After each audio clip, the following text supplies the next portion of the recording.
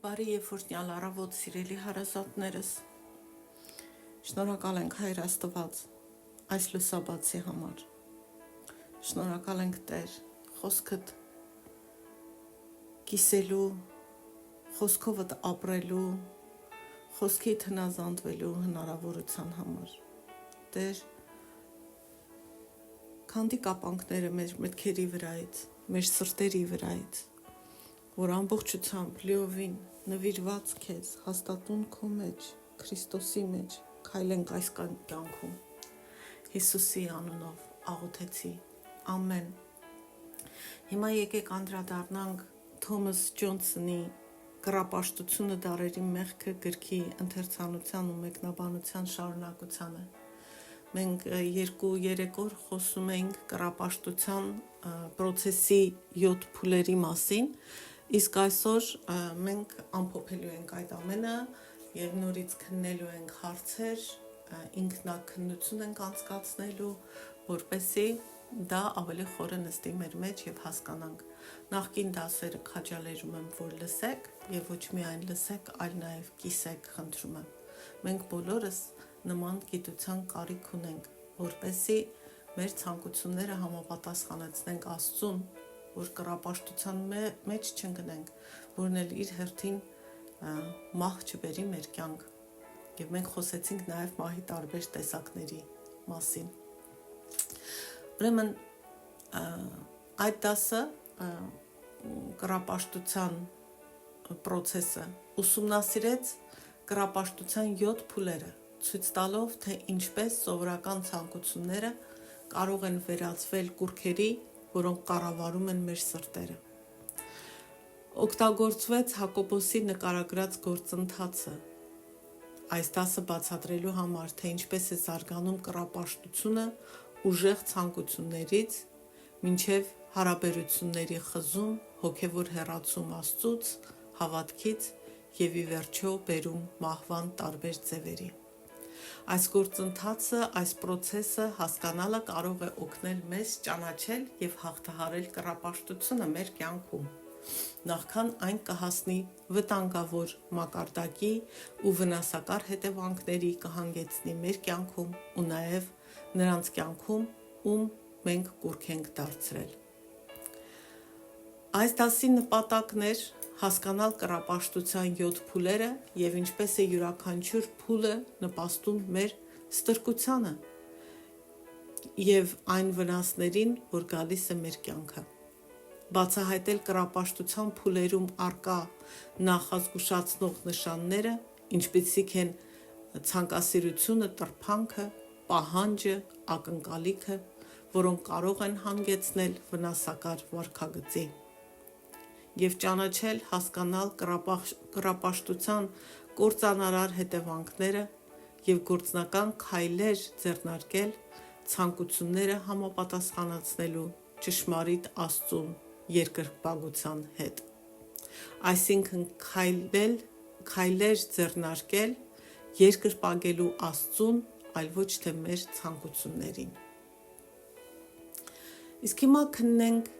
ինքներս մեզ, թե ինչ ենք սովորել այս դասի ընթացքում։ Բացատրեք, թե ինչ են ուժեղ ցանկությունները, տրփանքը, տենչանքը, փափագը եւ ինչով են դրանք տարբերվում սովորական ցանկություններից։ Ինչու է կարևոր թույլ տալ Աստծուն վետո դնել մեր ցանկությունների վրա, ոչ ասել մեր ցանկություններին։ Բացատրեք կռապաշտության մեջ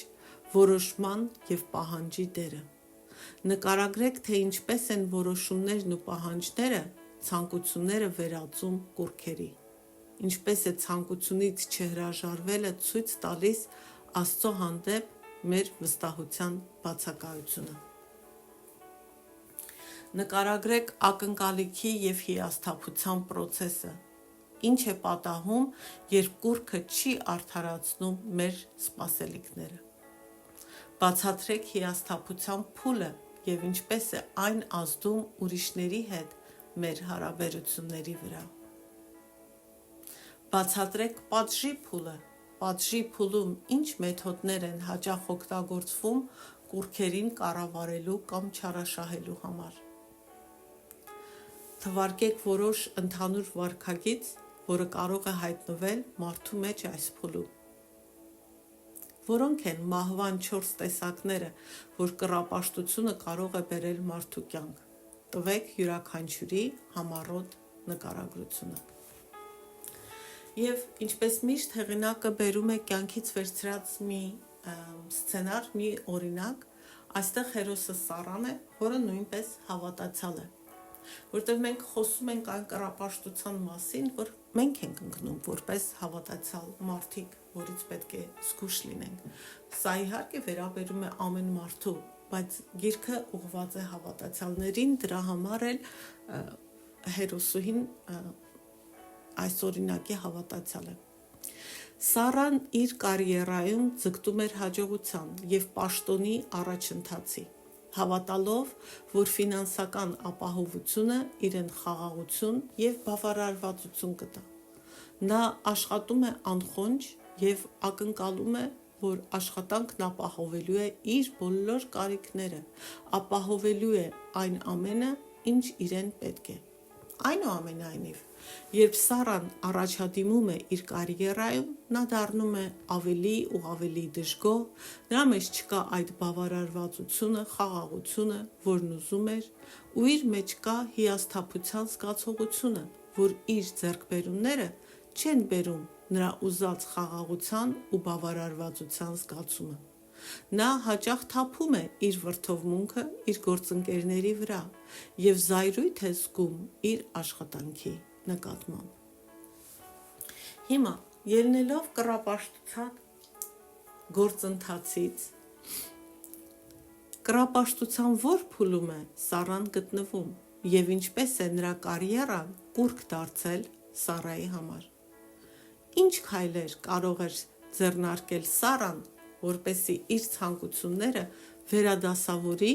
Աստծուն երկրպագելու հետ, այլ ոչ թե իր կարիերայից կախվածության մեջ մնա։ Ինչպես կարող է կռապաշտության գործընթացը հասկանալը օգնել Սառային խուսափել նույն ցիկլը կյանքի այլ ոլորտներում կրկնելուց։ Հիմա հարցեր, որ ինքներս մեր կյանքերը քննենք։ Մտաբերեք մի ցանկություն կամ մի ամբիցիա, որ դուք անձամբ ունեցել եք և որին դուք ցանկացել եք իրականություն դարձնել ձեր կյանքում։ Եվ հիմա պատասխանեք հետևյալ հարցերին։ Երբևէ թույլ տվել եք, որ այդ ցանկությունը, այդ ամբիցիան վերածվի պահանջի կամ ակնկալիքի։ Դուք զգացել եք հիասթափության, պատժի կամ հարաբերությունների լարվածության որևէ ձև այդ ցանկության, այդ ամբիցիայի պատճառով։ Եվ ինչպես կարող եք այլ կերպ մոտենալ նմանատիպ ցանկություններին ապագայում, ինչպես կարող եք կանխել, որ դրանք կուռք չդառնան ձեզ համար։ Իսկ հիմա տեսնենք, թե ինչ ենք սովորել, ինչ ենք վերցրել այս դասից։ 3 բան։ Առաջինը, կռապաշտությունը սկսվում է ցանկասիրությունից, տրփանքից, փափագից, տենչանքից և աճում է, շարունակաբար մեծանում է։ Կռապաշտությունը սկսվում է ուժեղ ցանկություններից, որոնցից մենք ամուր կառչում ենք, դրանց ամուր պահում ենք մեր սրտում։ Երբ այս ուժեղ ցանկությունները, տրփանքը, տենչանքը, փամփագը չեն վերահսկվում, դրանք կարող են վերածվել պահանջների և ակնկալիքների, ինչը մեզ ստիպում է մանիպուլյացիայի ենթարկել ուրիշներին մեր ցանկությունները բավարարելու համար։ Մենք պիտի թույլ տանք, որ Աստված վերահսկի մեր ցանկությունները և վետո դնի մեր ցանկությունների վրա։ Երրորդ, կռապաշտության գործընթացը տանում է դեպի ստրկության։ Մենք ընկնում ենք գերության մեջ մեր ցանկություններից, ընկնում ենք կախվածության մեջ, կռապաշտության մեջ։ Կռապաշտության յուրաքանչյուր փուլ մեզ ավելի ամուր է կապում մեր ցանկությունների հետ, այսինքն ձնագնդի պես այն արագ աճում է, վնասելով մեր հարաբերությունները և հանգեցնում է բացասական վարքագծի և էմոցիաների։ Կռապաշտությունը ի վերջո հանգեցնում է մահվան, կռապաշտության վերջնական արդյունքը մահն է, հոգևոր մահ, հարաբերությունների մահ, էմոցիոնալ մահ և նույնիսկ ֆիզիկական մահ։ Կռապաշտության փուլերը ճանաչելը կարող է մեզ օգնել վերադառնալ Աստծուն նախքան կործանարար արդյունքների հասնելը։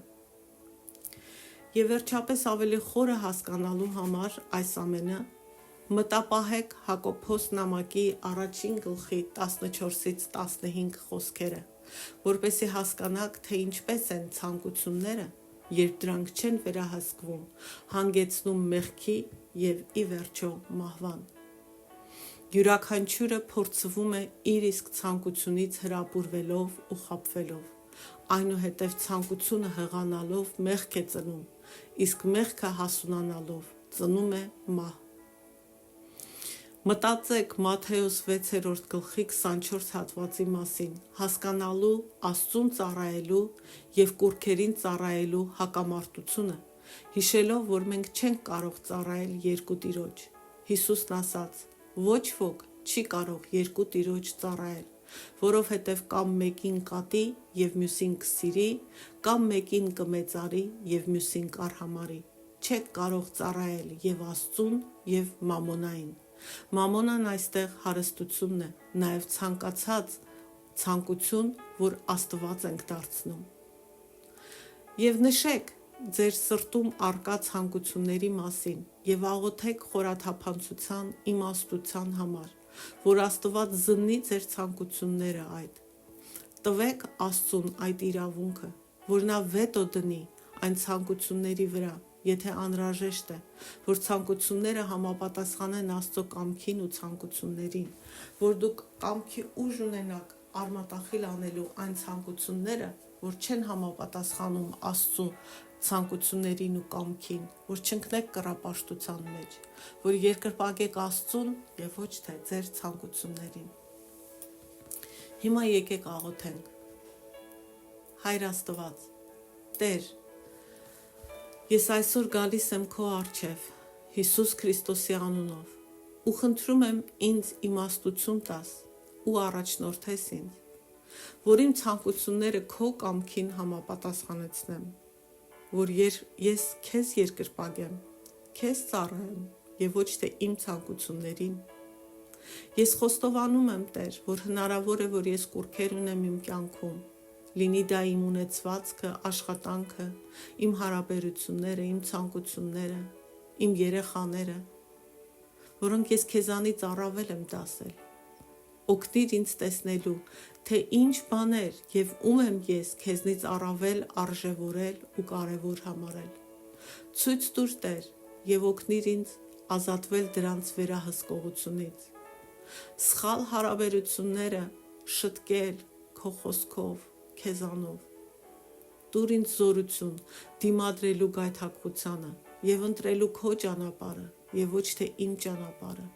ընտրելու քո կամքը և ոչ թե իմ կամքը, ընտրելու քո ցանկությունները և ոչ թե իմը, որ ես թույլ տամ, որ դու զննես իմ ցանկությունները ու ոչ ասես այն ցանկություններին, որ լավ չեն ինձ համար, ու որ ես այնքան խոնարհություն ու հնազանդություն ունենամ, որ ենթարկվեմ քեզ։ Տեր Աստված, սիրտս լցրու քո ցանկություններով ու քո սիրով, որ քեզ անսահման սիրեմ և իմ կյանքի գերնպատակը ու ցանկությունը քեզ սիրելը ու քեզ հաճույք պատճառելը լինի, քեզ երկրպագելը լինի ու քեզանից բխած սիրով էլ ուրիշներին սիրելը։ Օգնիր ինձ ապրել այնպիսի կյանքով, որը կպատվի քեզ և փառք կբերի քո անվանը ու ինձ հետ կպահի կռապաշտությունից, ու ես չարիք չեմ դառնա ուրիշների կյանքում և կործանման աղբյուր չեմ դառնա ինձ համար։ Բժշկիր իմ սիրտը, Տեր, արձակի ինձ արդեն գոյություն ունեցող գերությունից ու կախվածություններից։ Հիսուսի անունով աղոթեցի։ Ամեն։ Այսքանը այսօր, սիրելի հարազատներս, վաղը կշարունակեմ։ Ես իսկապես խրախուսում եմ, որ ամբողջությամբ լսեք դասը, մի քանի անգամ լսեք, ժամանակ տրամադրեք։ Մնացածը թողնում եմ ձեզ։ Ամեն։